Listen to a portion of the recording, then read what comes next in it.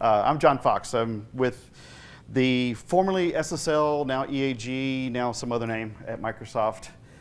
We are the team that is a collaboration between incident response, which is the DART team.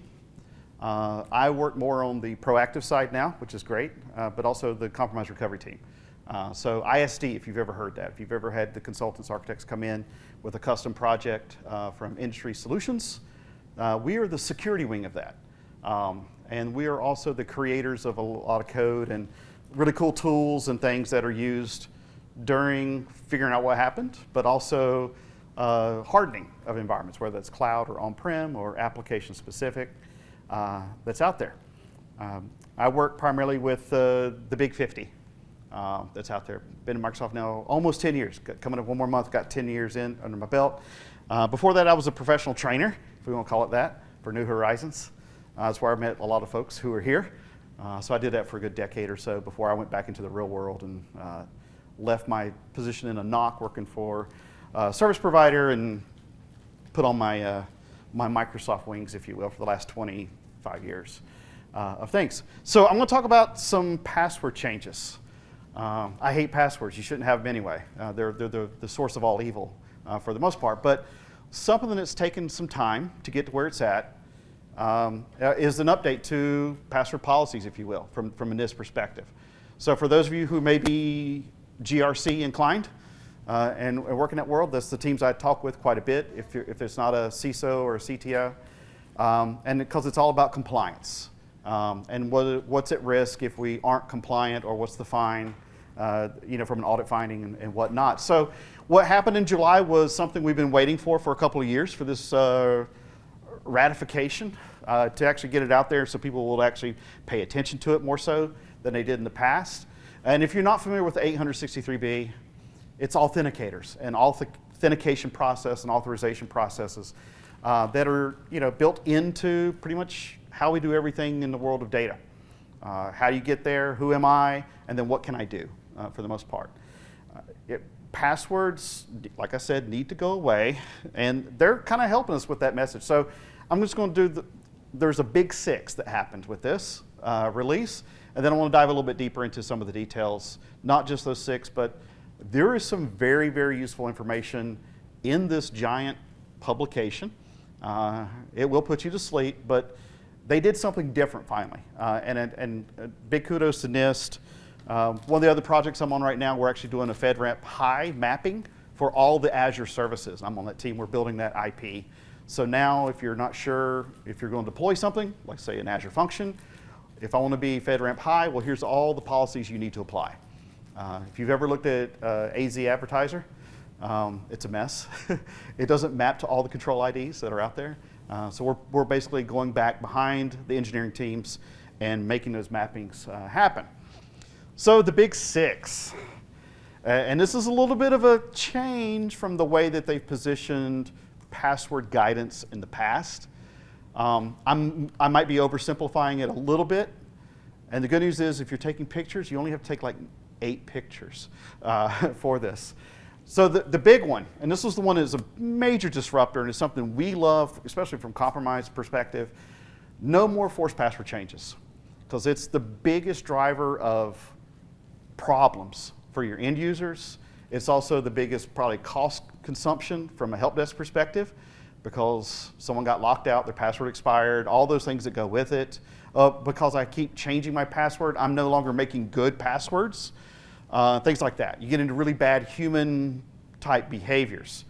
So the real quick summary of that one is only force password changes when there's evidence. And I'm huge with data-driven decisions. In fact, I think that's one of my last InfoSeConns was risk around, you should only look at the data you have, and instead of going after the OAuth's top 10 and making sure those are covered, no, what's actually relative to your business?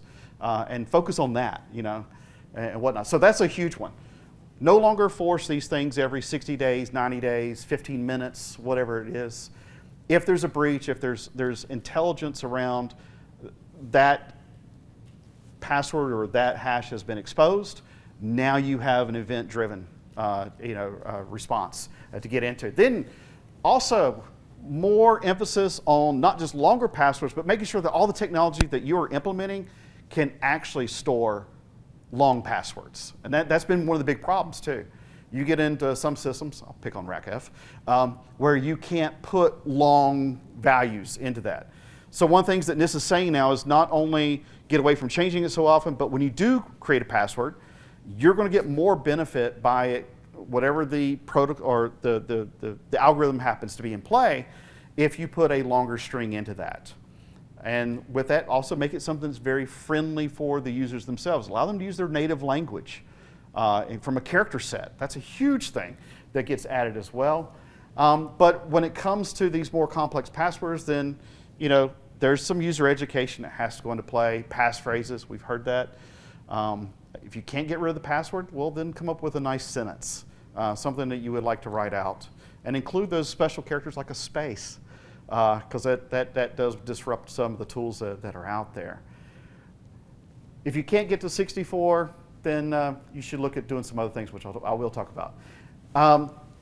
They also now finally put in some guidance around how to leverage bad passwords or known list, and that they should be incorporated into the password setting process.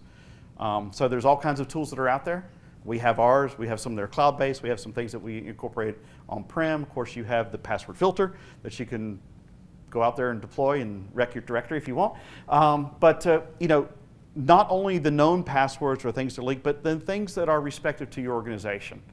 We like to pick on our folks, our friends over in the Seattle buildings. 12th Man or Seattle, Seahawks can't be part of your password, things like that. So if you have some things that are known within your industry, your business, that should be off limits, put those things into the password filter as well. Keep them from using easily to guess. And the real reason behind that is if you're looking at hashes, you're going to start to see patterns. If a lot of people are putting a part of your company name or the department or a project name in their passwords, you're going to start to see some things when you reverse engineer those things. And that could just be enough that's out there. This was a crazy one. And actually, they have a lot of disclaimer language in the NIST final version around password managers. They say, yes, use them, but you have to use them securely because password managers themselves can be a problem. I mean, I'm not picking on CyberArk, but why go after the directory when I have this other server over here that's like going to the well where I can get all the things, and maybe they're not watching it as closely or they don't treat it as tier 0 as they do the domain controller. So, let's turn off the recording and then do some stuff. It's amazing how many times that does happen. Now, it's a great solution. I'm not picking on it. In fact, I like to complement a lot of environments with what they do, or some of the others that are out there. But use them, but they need to be secure. And the big gotcha with, is my password manager secure or not? The first question I always ask, does it synchronize across devices? If it does, then there's an intermediary somewhere. And do you trust it? Do they have real protections around that?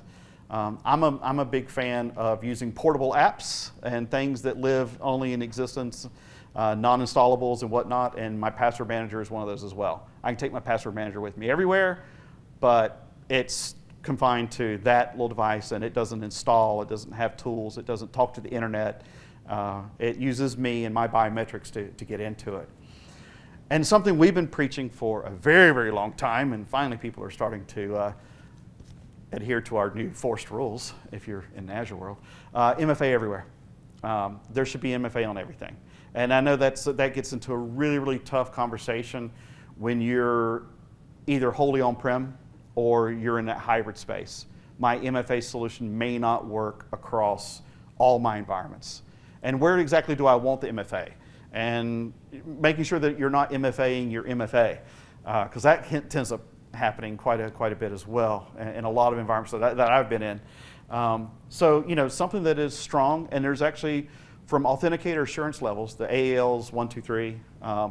There's some new guidance to update it for actually what type of MFA you should be using to basically adhere to those assurance levels. And I've actually got that as the very last slide for some fun stuff.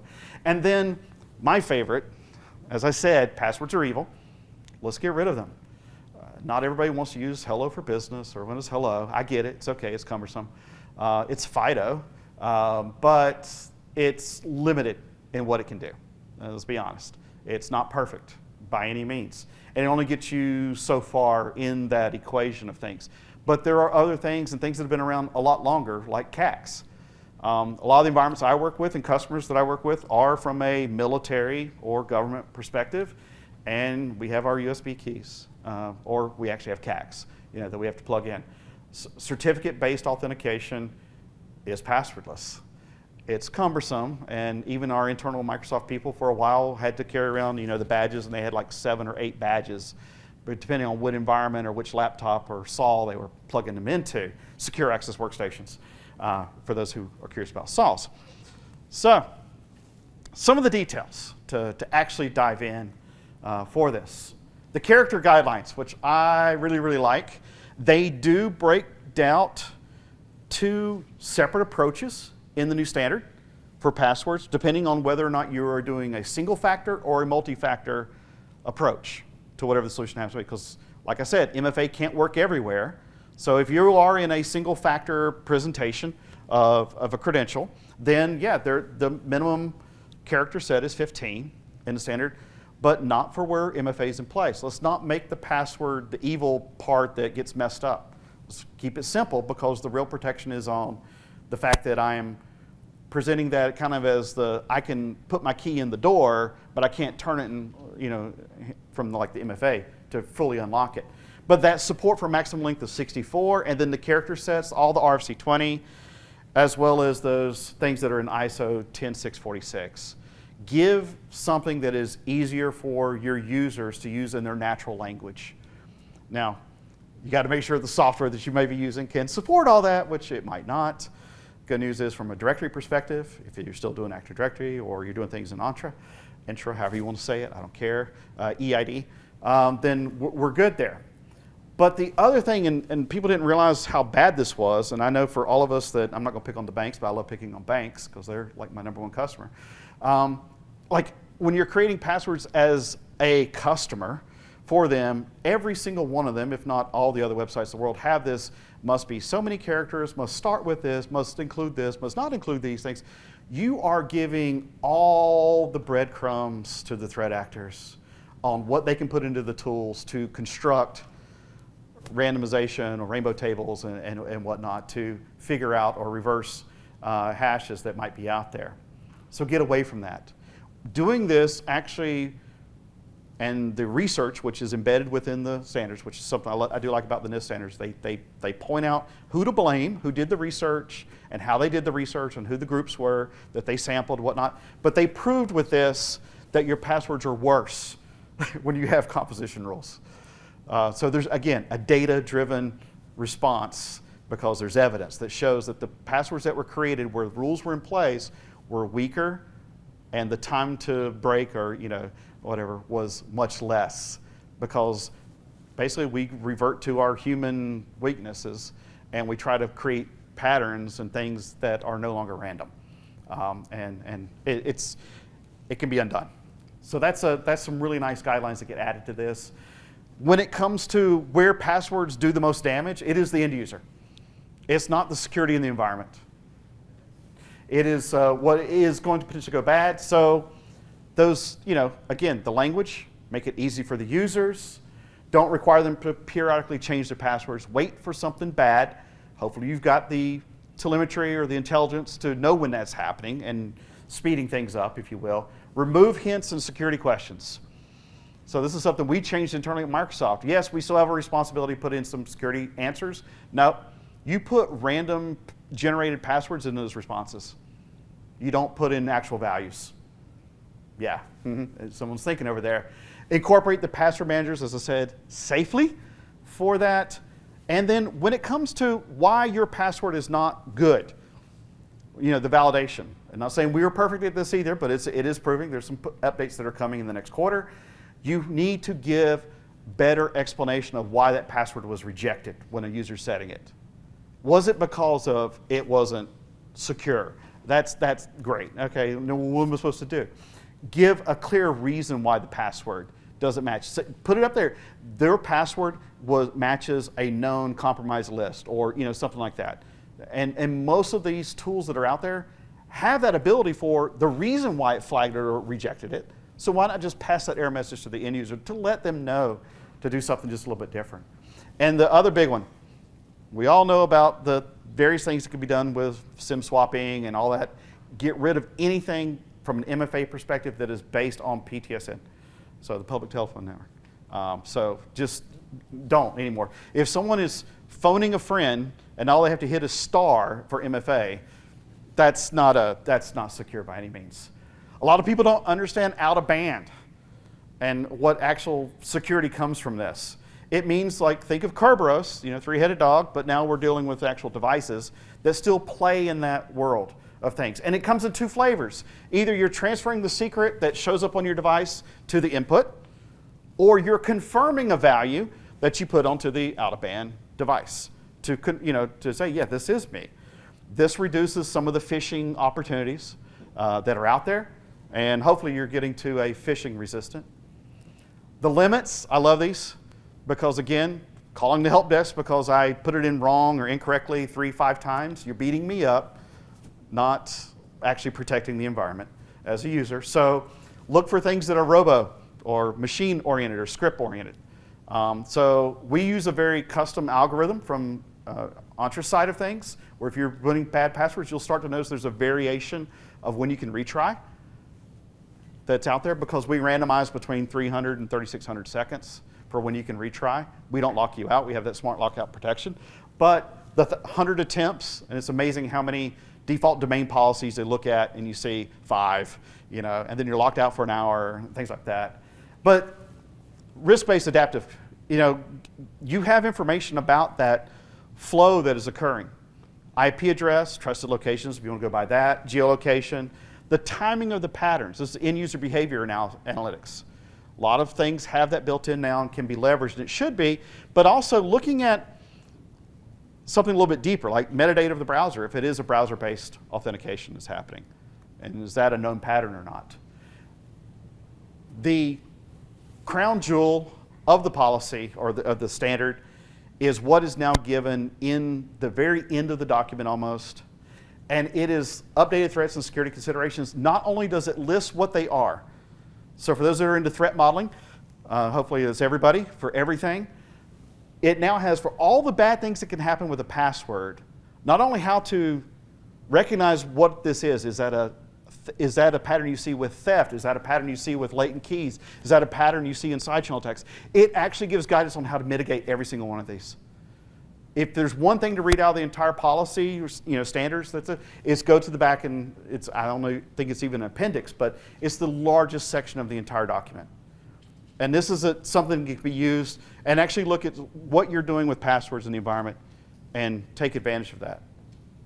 And then the big change, again, this is the last slide around those assurance levels, what you should be doing from if you have to be FIPS compliant when it comes to reauthentication or phishing resistance or replay resistance or intent, what the types of MFA, and it clearly outlines and describes all these different MFA types, because if you say you're at this, then you should be doing these things everywhere in the environment for the sake of governance, risk, and compliance, the favorite acronym that's out there. Thank you. And you'll notice that some of these things are explicitly prohibited depending on the assurance level, and where others are just basically recommended. Some of these are required. And know thyself, if you want to read The Art of War, so that way you're doing the things that you should be doing. And if you're curious about the acronyms, SF, single factor, OTP, one-time pass, or PAD, depending on how you want to read that, multi-factor for the MF stuff, but even what's allowed within those things. And the document goes into great, unbelievable detail in describing what all the different things are, from hard token, soft token, and the various forms of factors that can be combined that's out there. So it was meant to be a lightning kind of presentation. And with that, I thank you. And if there's any questions, or if you want to go ahead and clap, that's great too. Thank you. It feels really good to be back. It's been a while since I've been here. Any questions? Yes. So you mentioned earlier about giving better reasons for why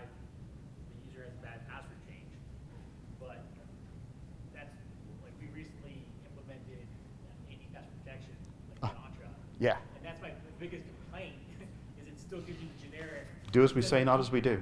The complexity of like, it's just the same generic error message. Yeah, yeah. So there's no way for them to know whether it's scored bad. Like, I can look at the logs and Yeah. tell that it was a Microsoft band password or a custom Right. password, but That's the change I was talking about that's coming. okay. Yeah, yeah. So if yeah, it's no longer NDA. It's already been through preview, so it is coming down to. We're going to 4 or 5 different error messages, something like that. Yeah. And the flip side is on Entra with access control access policy. I think it gives too much information. Like I'm pretty sure I've seen the message where I test like non-US based connect, like IP based connect. I'm pretty sure the message says that you put the right password in, it'll say this is being blocked because of your location. Or it'll be this is being blocked because you're not a member of a group. And to me, it just gives too much information to try and get around. Yeah. Okay, Yeah. just gotta go to the VPN. Right. So, Yeah. Yeah. Oh, I should be in Canada. Oh, all right. Let's fire up. Let's fire up a VPN. Just saying, hey, it didn't Yeah. work. Yeah. Call the help desk, Yeah. That to me would be better. But there's no way to customize the messages. No, there's not. Yeah. Yeah, not at this point. Yeah. Yeah. I mean, we just rolled out the per app customization, which I think was one of the greatest things ever, especially for service providers or managed service providers where they have all the app registrations and they like to customize it for, well, this app registration for that customer, and here's their branding and here's, that kind of thing. Not to avoid what you're saying, but but you're right. Sometimes it is too much. And then sometimes those controls are kind of laughable. I was on a very long-term European engagement, and I was working with a U.S.-based customer that required us all to be not just U.S. citizens, but be working in the U.S. So I've got a VM that I can run in U.S. East, but I'm in Europe. So I had to tell the security team, I was like, you realize I'm in Albania right now. You probably don't want me working from Albania. Yeah, well, we have like a contractors in India. We first Yep. had some controls. Yeah. People that weren't in the India group. Now, have you? Fail, they would just use a VPN. Yeah. And then they would come into a U.S. number or Canada number. Yeah. They get atypical travel alerts. Yeah. Because I got Teams on my mobile, but yeah. Awesome. Any other questions? For those who didn't hear, he was talking about how some messages are not enough, other messages give too much information, which if you are a threat actor, you're probably leveraging that intel to know what IP range you need to be on or what kind of device you might need to have or things like that. Any others? Y'all gonna let me off easy. All right. Excellent. Well, thank you. Enjoy After Dark.